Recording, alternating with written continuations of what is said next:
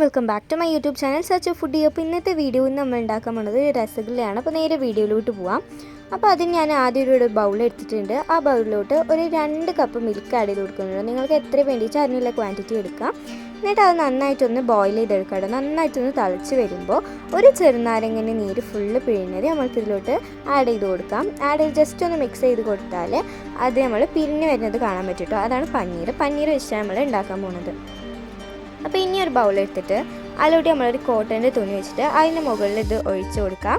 നമ്മൾക്ക് വേണമെങ്കിൽ അരിപ്പ വെച്ചിട്ട് ഒഴിച്ച് കൊടുക്കാം കേട്ടോ. എന്നാൽ കറക്റ്റായിട്ട് ഫിൽറ്ററായി കിട്ടത്തില്ല. അതുകൊണ്ടാണ് നമ്മൾ ഇങ്ങനെ ഒരു കോട്ടൻ്റെ തുണി വെച്ച് ചെയ്യുന്നത്. അപ്പോൾ അത് നന്നായിട്ടൊന്ന് പിഴിഞ്ഞ് അതിൻ്റെ വെള്ളമൊക്കെ ഒന്ന് അടി കളയാം. എന്നിട്ട് വേറൊരു ബൗൾ എടുത്തിട്ട് നമ്മൾ ആ നേരത്തെ പനീർ ഉണ്ടാക്കി വെച്ചതും പിന്നെ അതിലോട്ട് ഒരു കുറച്ച് മൈദ ആഡ് ചെയ്ത് കൊടുത്തിട്ട് നന്നായിട്ട് കുറച്ച് പാൽ വെച്ചിട്ട് മിക്സ് ചെയ്തെടുക്കാം.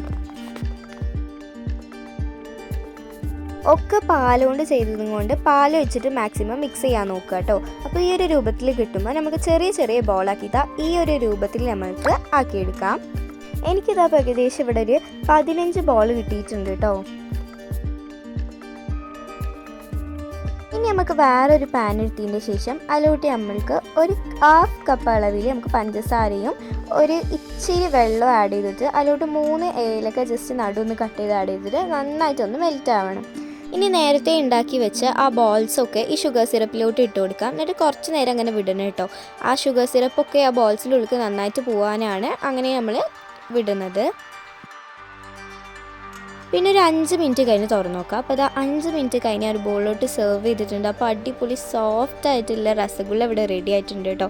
അപ്പോൾ വീഡിയോ ഇഷ്ടപ്പെട്ടാൽ തീർച്ചയായിട്ടും ലൈക്ക് ചെയ്യുക, ഷെയർ ചെയ്യുക, സബ്സ്ക്രൈബ് ചെയ്യുക. അപ്പോൾ പുതിയൊരു വീഡിയോ ആയിട്ട് കാണുന്നവരെ ബൈ.